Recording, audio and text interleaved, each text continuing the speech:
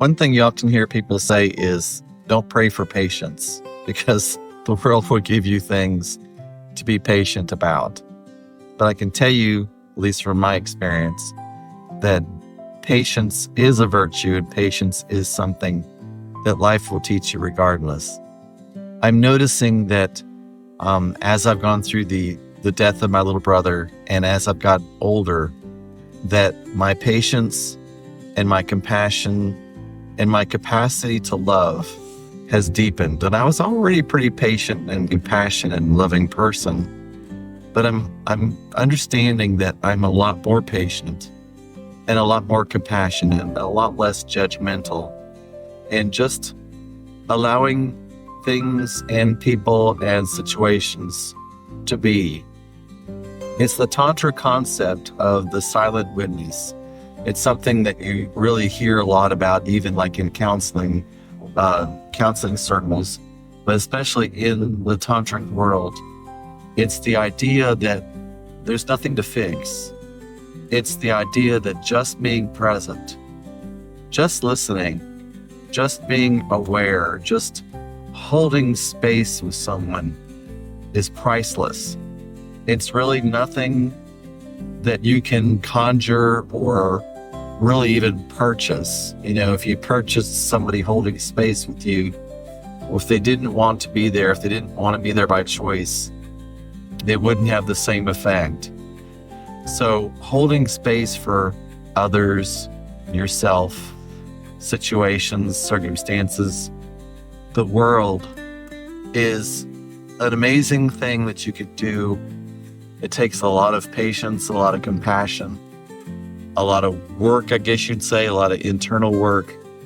You have to be okay with being in the moment of how things are. You have to even be okay with the chaos of the world.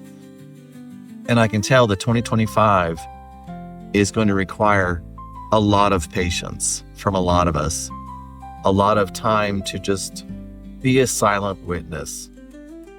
You know, I think so many people are ready to start the, well, I told you so, and you're already kind of hearing it from some, on the left, on the more liberal side, like I really am not as liberal as you get.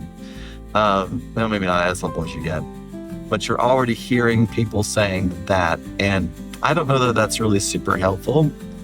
I see it as being in the moment a way to kind of release your anger, but it's also at the end of the day not helpful. And I am striving in my life to be helpful. Like, how can I be help? How can I be part of the change toward positivity? Not toxic positivity, but true positivity. How can I help myself and others to start focusing on opportunities and not just seeing things as predicaments that we can't get out of? I think everything is an opportunity. And I think we're constantly being called to find the gold lining, the silver lining in everything. I think that's really what life is. I think that's the mastery of life. I think that's the work of life and trust. Sometimes it is truly work to find the positive in something. How can something, be used?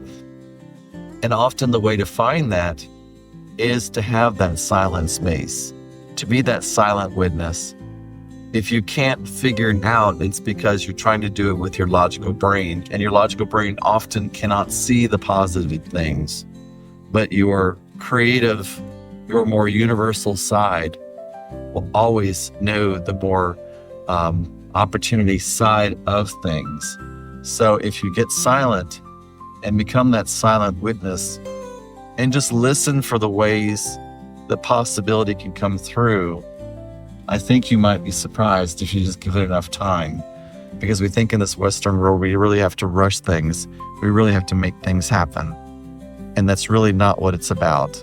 It's really not about rushing those things. I hope that was helpful, and love, peace, and release.